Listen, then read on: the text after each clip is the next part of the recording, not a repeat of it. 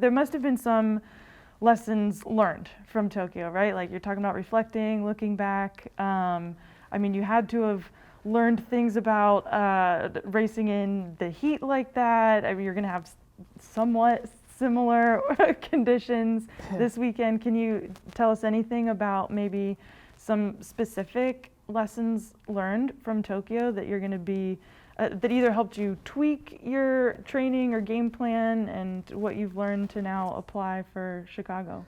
Yeah, I mean, I don't know if there was any, I wouldn't call it a tweak, but just realizing that I had some really good workouts before the Olympics, but I also missed some. They're just small little things that come up. But when you're really trying to get on a roll or hit workouts, it's frustrating when you can't hit them, or you got to stop early, for your health. And that's the one thing that really stuck out to me, was just I need that consistency, and I think I just need a little more time before Tokyo, because I just had some bad luck with small things coming up, but they did have an impact on my training, and nothing can replace sometimes just consistently having good workouts.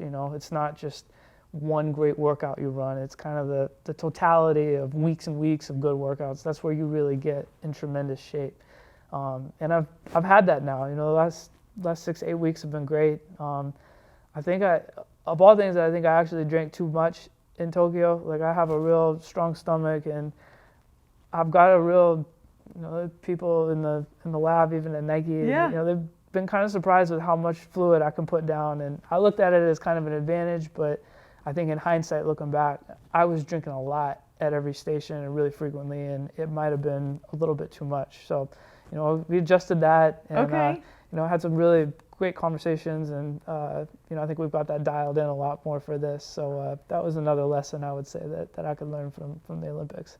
Do you think your heat, acclimation worked in Tokyo? Like, did you acclimate to the heat before Tokyo? Did you check the weather for Chicago? Have you been sitting in saunas or anything like that? Yep. Yeah. No, I've always checked the weather. That's just something that you always want to be prepared for. And definitely, it was going to be hot in Japan, and so I was doing a lot of work, in sweats, and kind of made a little chamber that I could get a lot of humidity and heat in there. So, and that's something that I've done in the past too, and I was ready for that. Yeah. I've always run fairly well in the heat, and a lot of that, most of that is preparation. You get your body used to being in miserable conditions a lot. I mean, it can function a lot better in there than if you did nothing, and then all of a sudden it's like, what the heck is going on? I'm not used to this. So, yeah, I mean, we've looked at the weather for this, and I was in Portland a lot, and we've actually had some warmer days, and I do a lot still on my treadmill, and you just don't turn any fans on or anything, so it gets pretty hot and humid in there. Okay. Did some long runs in there where it was really, really warm, so I'll certainly be ready if it's hot and humid here. Oh, yes, I definitely feel like it works to your advantage for sure. So that's going to be amazing to watch.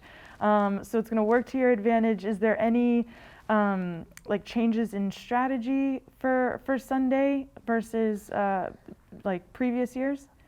No, I mean, yeah, you have your plan in place, and obviously you've got to be a little flexible with that. It's good to have an idea, but that was a famous Mike Tyson saying, everybody's got a plan until they get punched in the Yeah. face, and certainly that happens a lot, in marathon running, and you got to be willing to be a little flexible and adapt and work on the fly, and you always try to plan for all those scenarios in your head, so that nothing catches you off guard, and I think that's why real good visualization is so important, just during training. And obviously you want to put yourself in a lot of real difficult situations and workouts so that you're ready for them. You don't want to be thinking too much when you're racing. It should be more almost just instinctive reactions to stuff, and that really comes from how you prepare, both mentally and physically for a race. And I think whether it's fast or slow or there's surges, I like to think that I'm ready for anything that could get thrown at me. But yeah,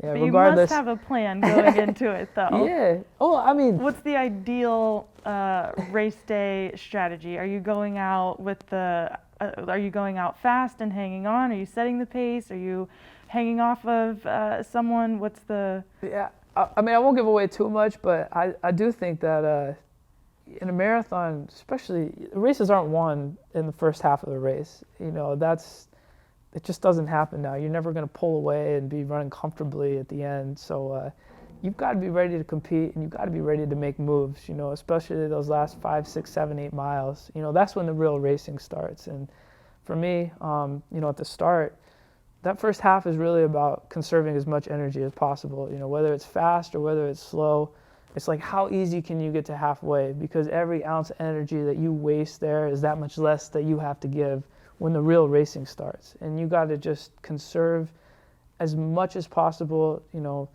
Physically, you don't want to have all these extra movements. You don't want to be making these dumb moves at the start. You obviously have to be aware and cover moves if someone goes out hard, and you don't want to let them get a gap on you. But you just want to do it as efficiently as possible to save up as much for when the real racing starts, because it is going to hurt. I mean, it's a marathon. It's a long ways. I don't care how good you feel at the start. Like, you will have those kind of choice moments when you have doubts, or you start to wonder, can I pick it up?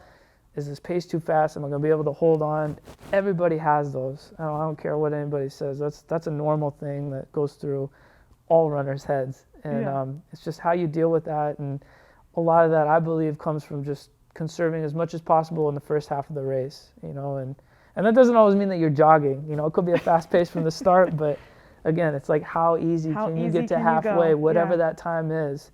And then you start to, the longer the race goes, that's when tactics come more into play, where do you start surging, you start testing people, and, you can't be scared to bury someone if you get that opportunity. It's sometimes you let people hang on a little too long, it gives them a little more hope, and you got to strike. It's like you have to literally crush any hope that they have, crush any of their spirit when you get that opportunity in a race. If that little gap forms, just get rid of them, bury them right then, and then you move on to the rest of your competition. But you can never be scared to take that opportunity, and that's what I love about the sport, is the competitive aspect. Times are great, Your running fast is great, but coming out. you have to, when you get that opportunity, you got to bury people 100%.